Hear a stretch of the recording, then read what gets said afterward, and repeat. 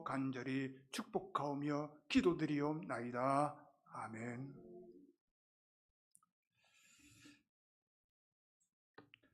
자, 오늘 하나님께서 우리에게 주신 말씀을 같이 보겠습니다. 고린도 후서, 신약성경 고린도 후서.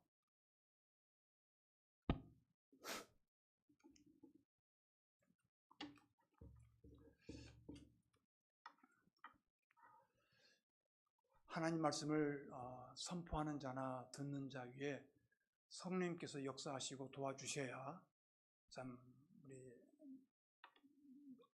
선포하는 저나 또 듣는 여러분들에게 또 큰 은혜가 되는 줄로 믿습니다. 좀 날씨가 좀 덥긴 하지만은 오늘 말씀을 좀 이렇게 귀담아 들으시면 참 여러분들에게 좀 영적인 큰 그런 은혜가 넘칠 줄로 믿습니다. 자, 고린도 후서 12장 7절부터 10절입니다. 우리 짧으니까 우리 한 절 한 절 같이 교독하도록 하겠습니다. 고린도 후서 12장 7절, 신약성경 제성경으로 298면입니다. 298면. 12장 7절입니다. 여러 계시를 받은 것이 지극히 크므로 너무 자만하지 않게 하시려고 내 육체의 가시 곧 사단의 사자를 주셨으니 이는 나를 쳐서 너무 자만하지 않게 하려 하심이라.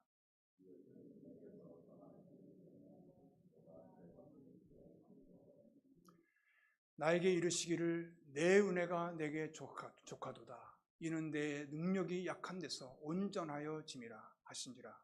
그러므로 도리어 크게 기뻐함으로 나의 여러 약한 것들에 대하여 자랑하리니 이는 그리스도의 능력이 내게 머물게 하려 함이라. 그러므로 내가 그리스도를 위하여 약한 것들과 능력과 궁핍과 박해와 곤고를 기뻐하노니 이는 내가 약한 그때의 강함이라. 아멘. 내가 약한 그때의 강함이라. 우리가 살고 있는 이 세상에는 약육강식의 논리가 지배합니다. 즉 힘의 논리입니다. 약하면 잡아먹히는 세상입니다. 그래서 강해야 살아남기 때문에 어떻게든지 힘을 가지려고 애를 씁니다. 돈을 많이 가지려고 밤낮으로 뛰는 것도 있는 자, 가진 자가 되어서 남을 지배하고 남의 위에 설 수 있기 때문입니다. 이 세상은 강한 자를 인정해주는 세상이기에 어떻게든 강해지려고 하고 또 모자라면 약한 모습을 비추려 하지 않습니다. 그리고 심지어는 비굴해지기까지 합니다.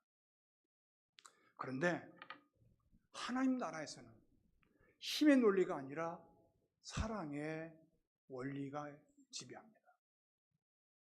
우리 하나님은 우리의 힘이나 똑똑함에 별 감동을 못 느끼십니다. 잘생기고 못생기건 상관없이 외모에 별로 관심이 없으십니다. 하나님 나라에는 역설의 진리가 이렇게 흐릅니다. 역설하면 패러독스로 합니다. 역설의 진리가 있습니다. 예를 들면 원수를 사랑하라. 원수를 사랑할 수 있습니까? 나중에 제가 두고두고 봤다가 등에 칼을 꽂죠. 원수를 사랑할 수가 없어요. 근데 원수를 사랑하라고 얘기해요. 애통하는 자가 복이 있나니 애통하는 자가 복이 있습니까? 슬프고 고통스러운데 어떻게 그것이 세상적인 기준으로 볼 때 그것이 어떻게 복이 있다고 얘기할 수 있습니까? 오른밤을 치면은 왼밤까지 돌려달라. 아이고, 이게 무슨 말입니까 이게? 심령이 가난한 자가 복이 있나니 천국이 저희 것입니다. 천국은 이런 나라를 쟁취하기 위해서는 힘이 있어야 되는 거죠. 심령이 가난해서는 안 되는 거죠. 힘 있고 교만하고 아주 파워풀 있어야 정복할 수 있는 거 아니겠습니까? 그 심령이 가난한 자가 복이 있고 그 심령이 가난한 자가 천국을 얻을 것이라는 것이죠.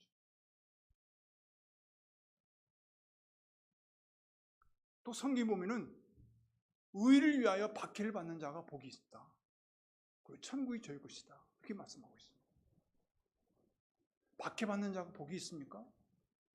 저는 박해받기 싫어요. 고통스럽거든요. 힘들거든요. 예. 의인을 위해서 박해받는 자가 복이 있다고 말하는 것은 이거는 도저히 우리가 세상적인 그 논리로는 이해할 수 없는 것, 납득할 수가 없는 것입니다. 자, 성경에 보면 또 뭐라는 거니? 죽으면 산다. 예수님께서 그렇게 말씀하셨어요. 죽으면 산다. 죽으면 어떻게 살아요? 너희가 마음이 가난해지고 또 낮아지고 겸손한 자, 어린애 같은 그런 겸손한 자가 천국에 들어간다고 말씀하십니다. 그렇습니까, 여러분? 도저히 납득이 가지 않지 않습니까? 그런 성경을 그렇게 말하고 있습니다. 우리 하나님 나라 백성은 이렇게 살아야 된다라고 말하고 있는 것입니다. 세상적인 그런 약육강식의 힘의 논리를 따라 살아가는 것이 아니라 우리는 천국의 원리, 사랑의 원리로, 사랑으로 살아가야 된다는 사실이죠. 오늘 주님께 말씀하시는 거예요. 오늘 말씀 보면은요, 사도 바울께서 이렇게 말씀하십니다. 내가 약한 그때가 가장 강함이었다. 저는 이 말을 참 이해하기가 힘들었습니다. 예. 여러분, 세상적인 논리를 비춰볼 때는 이렇게 될 수가 없습니다. 약한 것이 어떻게 강함이 될 수가 있습니까? 치열한 생존 경쟁 이 바닥에서는 약한 것은 살아남지를 못합니다. 참 안타까운 것은 하나님을 예비하는 이 교회에서도 하나님 나라 원리보다는 세상의 원리를 쫓아가고 있다는 그런 안타까운 것입니다. 누가 큰 자입니까? 하나님 나라에서 누가 큰 자입니까? 힘 있는 자요. 돈 많이 내는 자요. 우리를 막 다스리는 자요. 아니죠. 섬기는 자입니다. 겸손한 자입니다.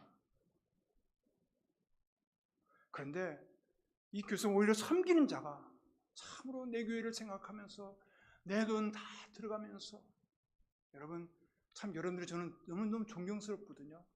좀 다시 오실 목사님께는 좀 누가 될 수 있습니다만은 목회자는요 생활비를 받고 신앙생활하고 교회를 섬기지 않습니까? 그럼 여러분들은 온갖 것을 다 내놓습니다. 그냥 부족한 거 있으면 다 채워 넣습니다. 그런 사람들이 있지 않습니까? 옛날에 제가 자랐을 때 고등부에서 자랐을 때 저 장로님이 그 성가대 주의자였었는데 너무너무 내 성가도 잘하시고 신실하시니까 거기서 장로 장립을 시키려고 했습니다. 근데 그 성가 주의자신 장로님 되신 분이 저는 절대 장로 안 합니다. 목사님 왜 그렇습니까? 목사님께서 이제 물었어요. 장로 되면 집 바쳐야 되겠더라고요. 옛날에 그랬습니다, 진짜로. 장로 되면 집 바쳤어요.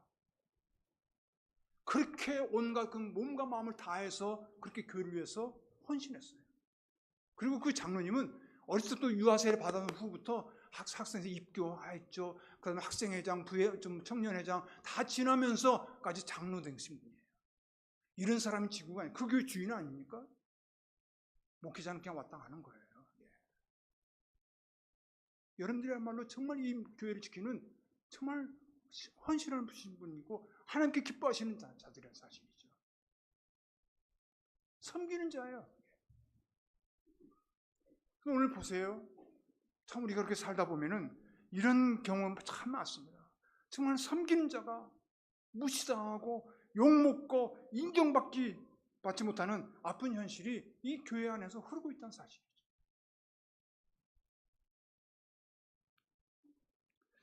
초대교회 당시 바울이라는 사람은 그 세대를 복음으로 흔들고 세상을 변화시키는 영적 거목이었습니다. 출신과 배경, 교육과 사회적인 지위 등 뭐 하나 빼놓을 수 없는 완벽하게 다 갖추고 있었고 율법적으로도 흠잡을 데 없는 그런 종교인이었습니다. 그야말로 아주 힘있고 강한 사람이었습니다. 그런데 그에게 아주 치명적인 약한 것이 있었습니다. 그것을 바울이 뭐라고 하는 거니? 육체의 가시라 불렀고 사단의 사자라고 불렀습니다. 학자들마다 이것이 무엇인지 약간씩은 좀 다릅니다만은 아마 고질적인 간질이었을 것이다. 거품 물고 앞에서 막 쓰러지는 거죠. 복음을 전하다 갑자기 간질이 이런 증세가 오게 되면 막 거품 물고 막 쓰러지는 거. 얼마나 무슨 꼴입니까? 또 아마 안질이었을 것이다. 다메스토상에 가다가 아마 강한 빛을 받아서 아마 큰 눈병이 났을 것이다. 이 눈은요, 여러분, 이 눈세포는 참으로 아주 예민해서 이 머리하고 연결됩니다. 제가 눈병을 아는 사람들이 많이 봤는데 그 사람들은 이 머리 두통 때문에 막 그 가시로 찔리는 것처럼 그렇게 두통이 심하다는 거예요. 네. 그런 증세가 또 있는 수도 있는 거죠. 자, 무엇이든지 간에 바울에게는 너무나 고통스러운 것이었습니다. 가시라는 단어를 볼 때 예리하고 찔리는 것을 말하는데 이거 얼마나 아팠겠습니까? 또 사단의 사자라고 부른 것을 보면은 사역하는데 큰 괴로움이 있었을 것이라는 그런 생각이 듭니다. 그런데 바울은요, 자신의 연약함을 놓고 기도하면서 이 연약함은 하나님께로부터 주어진 것임을 깨닫게 되었습니다. 나를 자만하지 않게 하기 위해서 주신 하나님의 사랑의 선물이었구나 까지 알게 된 거예요. 누구나 다 약점이 있습니다. 누구나 다 약한 것이 있습니다. 그렇죠? 그래서 이 약점이, 이 허물이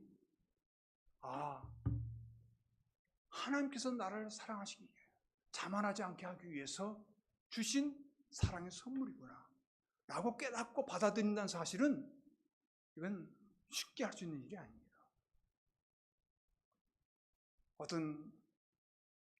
제가 이제 리타이어하고 이제 목회 사역을 리타이어하고 어떤 이제 그 집사님이 저한테 물었어요. 목사님, 목회 생활하는 동안 가장 큰 장애물이 뭐였습니까? 가장 큰 장애물이 뭐였습니까? 그렇게 물어봤어요. 저는 서슴지 않고 내 자신이었습니다. 어떤 경제적인 여건도 아니었고 생활비가 부족해오고 그런 것이 아니었고 또 우리 성도들 간 어떤 대인관계가 그 문제가 아니었고 그저 제 자신이었습니다. 제가 참 약한 것이 많거든요. 부족한 것이 많거든요. 내가 정말 좋아할래야 좋아할 수 없는 그런 성격도 있고요. 또 열등의식이 또 있어요. 열등의식 있다는 사실은 뭐냐면 내가 그만큼 교만하다는 얘기입니다. 열등의식과 우월의식과는 양면 차이입니다. 남과 비교하거든요. 비교해서 참 저는 대단한데 나는 이렇게 못났지 하는 열등의식은 비교의식에 의해서 비롯된 것이기 때문에 교만에 속합니다. 참 우리 허물이 많거든요. 그런데 이런 모든 약점들이, 이런 모든 약한 것들이 하나님께서 내게 주신 사랑의 선물이었구나. 더욱더 겸손하게 만들고 더욱더 자만하지 않게 하기 위해서 주신 하나님의로부터 온 선물이었구나. 받아들이기가 쉽지 않습니다. 심지어는 이 바울은요, 오히려 이 약한 것들을 기뻐했습니다. 약한 것들을 오히려 자랑했습니다. 어떻게 이럴 수가 있죠? 그리고는 나중에 고백이 뭐냐면 내가 약한 그때에 그리스도의 능력으로 말미암아 내가 강합니다 라고 고백하고 있는 것입니다. 내가 약한 그때가 그리스도의 능력으로 내가 강해지는구나. 인간의 항복은, 인간의 밑바닥은 하나님의 시작입니다. 그거 아신가요? 여러분 우리 주님께 한번 항복해 보신 적 있으신가요? 하나님, 저는 항복합니다. I surrender. 내 힘으로는 할 수 없습니다. 내 마음대로 된 것이 하나도 없습니다. 내 뜻대로 된 것이 하나도 없습니다. 난 할 수 없습니다. 철저하게 자기 자신을 절망해보고 항복했다는 것이죠. 여러분, 바울은 이런 역설적인 그런 진리를 통해서 주신 그런 영적인 유익이 있었습니다. 오늘 그 세 가지만 잠깐 보려고 합니다. 첫 번째로는 연약함은, 내 약한 것은 내가 유한한 인간임을 알게 하는 것입니다. 참으로 내가 내 힘으로는 할 수 없구나. 내가 철저하게 내가 좀 한계가 있는 인간임을 인정하게 된다는 말씀입니다. 인생을 살다 보면 아주 잘 나가는 때가 있습니다. 그때 우리는 자기 자신이 뭐라도 됐냐 과대평가해서 우쭐대기도 하죠. 뭐든지 해낼 수 있다는 자신감으로 가득 차게 됩니다. 자신감을 갖는 건 좋습니다.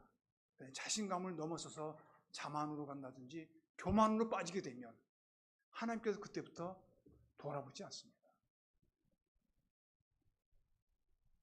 사탄의 첫사람 아담을 찾아와서 선악과를 유혹하면서 던진 미끼가 무엇인 줄 아십니까?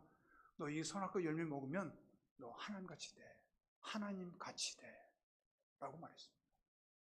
그러니까 눈이 밝아진 거예요. 그런 악의 눈이 밝아진 거예요. 하나님을 거역하고자 하는 눈이 밝아진 거예요. 영의 눈이 띄어진 것이 아니라 악의 눈이 밝아진 거예요. 인간은 삶의 여정에서 지금도 끊임없이 이 유혹을 받습니다. 내가 아니면 안 돼. 내가 아니면 안 돼. 널 해봐. 그건 자만감으로 가득 차 있는 것이죠. 여러분 분명하십시오. 하나님은 유한한 인간으로 만드셨지 신으로 만들지 않으셨습니다. 하나님은 창조주시고 우리는 유한한 피조물임을 확실히 아셔야 합니다. 하나님은 인간을 지극히 사랑하면서도 인간에게 고난을 허용하시는 것도 바로 나에게는 한계가 있구나. 내 힘으로는 안 되는구나 하는 가르침을 주고 있지 않나 그렇게 생각됩니다. 사도 바울도 마찬가지입니다. 육체의 고난이 바로 이런 의미가 있음을 알게 된 겁니다. 내가 정말 엄청난 계시를 받았고 그렇기 때문에 나는 나도 모르는 새 자만이 목까지 차오르는 거예요. 남들이 나를 와 대단한 사람이야, 이거 슈퍼맨이라고 그렇게 칭송할 거야 라고 한다는 것이죠. 그때 내가 자만하지 않기 위해서 하나님께서 내 몸에 가시를 주셨구나 하는 것을 깨닫게 된 것입니다. 바울은 실제 삼층천 셋째 하늘까지 이끌려가는 신비한 체험을 했고요. 가는 곳마다 그를 통해서 병을 고침받고 놀라운 기적을 체험했습니다. 그리고 선포된 복음을 받아들이고 그로 인해서 교회가 얼마나 많이 세워졌는지 모릅니다. 그리고 세상이 변하기 시작했습니다. 이만하면 사람들이 그를 신으로 추앙할 만한 한데 그는 철저하게 그 모든 그 교만을 오는 그 모든 요소를 다 제거했습니다. 육체에 찌르는 가시를 통해서 그가 얼마나 기도한 줄 아십니까? 하루에 3번씩이라고 얘기했는데 여러분 3번만 기도했겠습니까? 수십 번 수백 번 기도했을 것입니다. 하나님 여기 너무하시지 않습니까? 제가 내 일을 하는 것도 아닌데 하나님 일을 하는 거고 교회를 세우는 일을 하고 있지 않습니까? 저는 다만 교회를 세우고자 하는 일밖에 없었습니다. 근데 이 가시가 왜 그들이 있습니까? 이 가시 좀 제거해 주십시오. 이 사단의 사자를 좀 제거해 주십시오. 내가 정말 교회 사역하는데 선교 사역하는데 큰 방해거리입니다. 얼마나 부르짖었겠습니까? 근데도 하나님께서는 내 은혜가 뭐라고요? 내게 족하다. My grace is sufficient for you. 내 은혜가 내게 족하다. 그렇게 얘기했어요. 이건 뭐예요? 노라는 겁니다. 노. 기도에는 예스가 있고 웨이스 있습니다. 그리고 노가 있어요. 근데 그렇게 바울이 하나님께 예를 볶고 하면서 부르짖었는데도 불구하고 하나님은 노하셨어요. 그런데도 불구하고 바울은 나를 더욱더 사랑하시기 위해 나를 더 자만하지 않기 위해서 하나님은요, 교만한 그릇은 쓰지 않으십니다. 제가 장담합니다. 철저하게 낮아지는 그릇, 겸손한 그릇을 쓰십니다. 유명한 그런 어거스틴이 그렇게 얘기했어요. 우리 인간이 참으로 우리는 던져진 존재인데 던져진 존재를 하나님께서 사용하시기 위해서는 그를 연단시키시고 단련시키시고 계속적인 그런 과정을 겪게 하신다. 그 아프죠. 근데 하나님께서 쓰실 만한 그릇 되기까지 그렇게 과정을 주시고 많은 아픔을 겪게 하시고 고통에 그런 끝을 하신다 사실이죠. 사랑하는 성도 여러분, 우리 참 육체적인 가시뿐만 아니라 여러분들의 그런 언어의 가시도 받은 적도 많을 거고 얼마나 쓰리고 아픕니까? 또 여러 가지 상황적인 사회적인 그런 가시도 받은 적도 있을 것이고 받지만은 그런 가시를 다 수용하실 수 있기를 바랍니다. 그걸 절대로 여러분 거부하지 마시고 어차피 이 세상 살다 보면은 고통의 연속이에요. 그런 가시가 없을래 없을 수가 없습니다. 그럴 때마다 나는 참 하나님은 살아계신 창조주 하나님이시고 나는 피조물이야. 그래서 하나님만 의지할 수밖에 없는 사람이야. 나는 인정하는 거죠. 그리고 두 번째로 얘기 보면 연약함은 하나님만 의지하게 하는 것입니다. 인간임을 자각하게 된 후에 두 번째로는 하나님만 의지하게 하는 거예요. 사도 바울이 자신을 찌르고 아프게 하는 육체의 가시를 경험하면서 한 일이 무엇입니까? 기도한 일이었습니다. 이 고통이 떠나가기를 계속적으로 기도했습니다. 기도한다는 것은 뭘 말합니까? 하나님을 전적으로 의지한다는 말입니다. 도움을 구한다는 얘기입니다. 하나님께 전적으로 매달린다는 말입니다. 사랑하는 성도 여러분, 바울은요 이런 육체적인 가시로 인해서 뿐만 아니라 여러 그런 가시도 얼마나 많은 그런 고통 가운데 있었는지 모릅니다. 고린도후서 1장 8절 말씀 9절 말씀 보니까 형제들아 우리가 아시아에서 당한 환난을 너희가 모르기를 원치 아니하노니 힘이 겹도록 심한 고난을 당하여 살 소망까지 끊어지고 우리는 우리 자신이 사형 선고를 받은 줄을 알았으니 이는 우리로 자기를 의지하지 말고 오직 죽은 자를 다시 살리시는 하나님만 의지하게 하심이라 라고 고백하고 있습니다. 죽은 자를 살리시는 오직 하나님만 의지하게. 사형 선고도 받고 고통도 받고 엄청 결혼권에 서 있었지만은 내 몸도 아프고 정말 얼마나 비난의 화살이 찾아오는지 모릅니다. 그런데 불구하고 나는 오로지 죽은 자를 살리시는 하나님만 바라봤다 라고 고백하고 있는 것입니다. 이런 극한 상황 가운데 있을 때 죽은 자를 다시 살리시는 하나님만 바라보는 여러분, 연약함은 우리를 하나님만 바라보게 하는 믿음의 통로인 줄로 믿습니다. 바로 그래서 바울은 이렇게 고백합니다. 내가 약한 그때에 곧 강합니다. 약한 그때 강합니다. 마지막으로 세 번째로는요, 연약함은 우리로 하여금 이웃들의 처한 형편을 이해하고 아픔에 동참하게 합니다. 바울 사도는 자기가 세운 고린도 교회들 중에 몇 사람에게 아주 무지막지만 그런 비난과 공격을 당하고 있었습니다. 자신을 변호할 기회도 얻지도 못하고 일방적으로 무력하게 당하고 있었던 것으로 보입니다. 같은 성도들에게도 동역자에게서도 받고 비난과 정말 많은 여러 가지의 그 조롱이 얼마나 많이 있었는지만 그 육체적인 가시로 이상으로 그들 마음을 찌르고 괴롭혔던 것이 바로 사실이었습니다. 그런데 놀라운 말씀 하나를 발견합니다. 오늘 봉독한 고린도후서 12장 11절 이후부터 쭉 읽어보면은 바울이 일관성에게 호소하고 있는 메시지가 있습니다. 대충 요약하면 자신이 받고 있는 오해, 부당한 공격에도 불구하고 나는 저들을 변함없이 사랑하겠노라. 그들의 형편과 그들의 처지를 내가 수용하고 이해하니까 내가 그들을 끝까지 사랑하겠노라. 자신을 어떻게 대하든 상관없이 나는 그들을 사랑하고 자신을 내어주겠다라고 고백한 것입니다.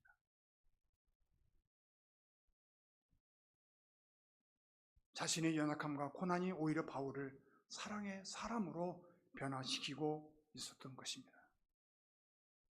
사랑하는 성도 여러분, 바울에게 주신 그 육체적인 가시는 하나님의 사랑의 선물이었고 믿음의 통로였고 바울을 사랑의 사람으로 빚은 그런 하나의 하나님의 손길이었다는 사실을 꼭 기억하셔야 합니다.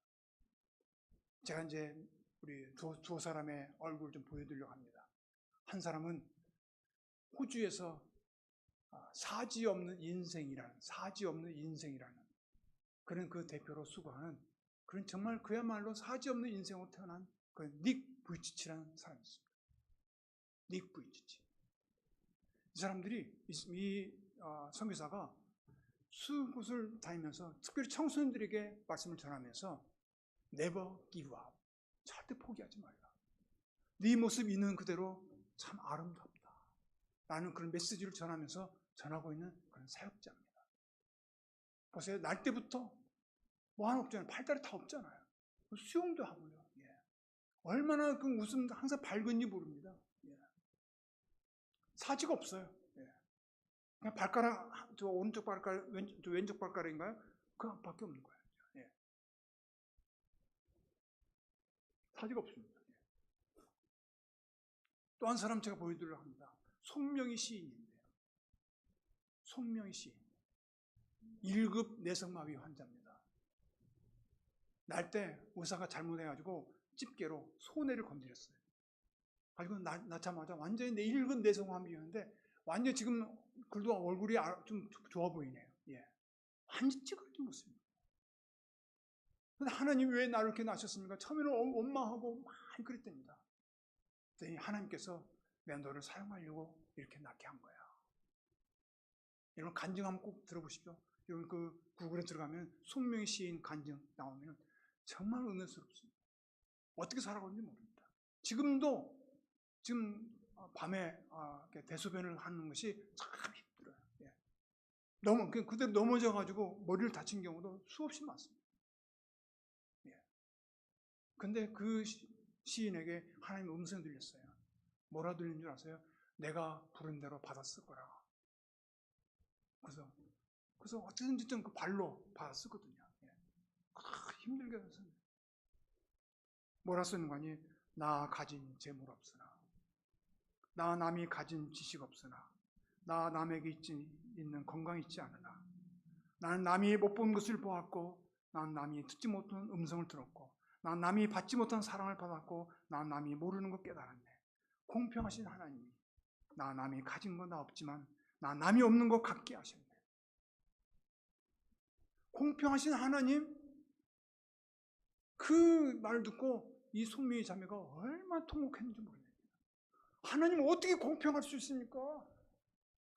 난 내 잘못도 아닌데 의사의 실수로 인해서 내가 이렇게 태어났는데 어떻게 이럴 수 있습니까?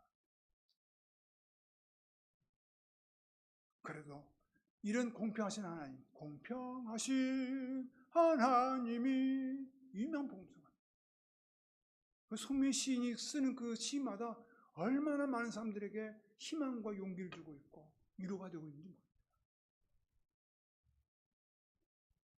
사랑하는 성도 여러분, 실제 우리 고난의 이유를 잘 알지 못하는 경우들이 참 많습니다. 그때마다 왜 내게 이런 고난을 주십니까? Why me? 무슨 막 그렇습니다. 잘 몰라요. 저는 하나님 잘 믿어보려고 그랬고요. 하나님이 일을 잘해보려고 했을 뿐인데 왜 이런 시련과 고통이 끊이지 않습니까? 회의감도 들고 모든 걸 다 내려놓고 싶을 때가 한두 번이 아닙니다.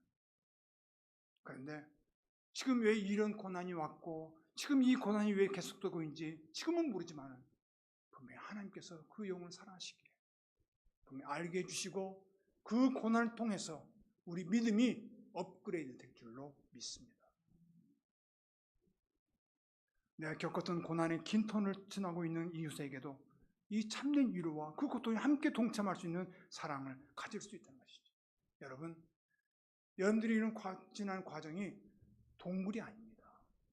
꽉 막혀있는 어둠의 그런 동굴이 아니라 하나의 긴 터널과도 같습니다.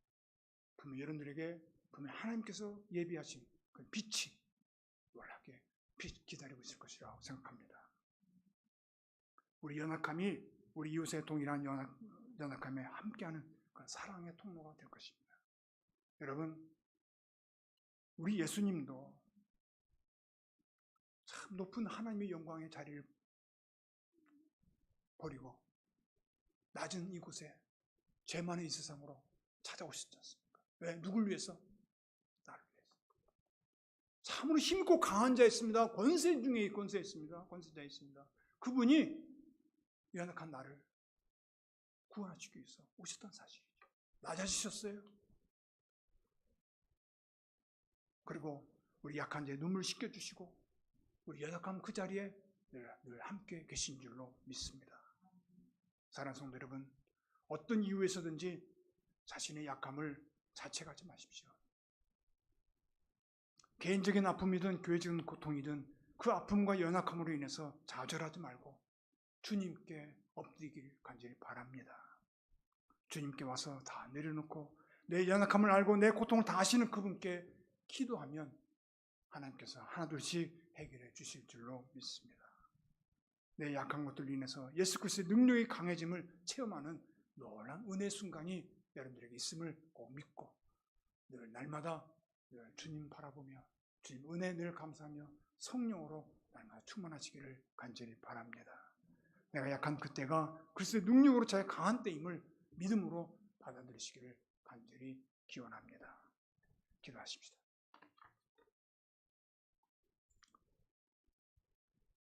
공평하신 아버지 하나님, 모든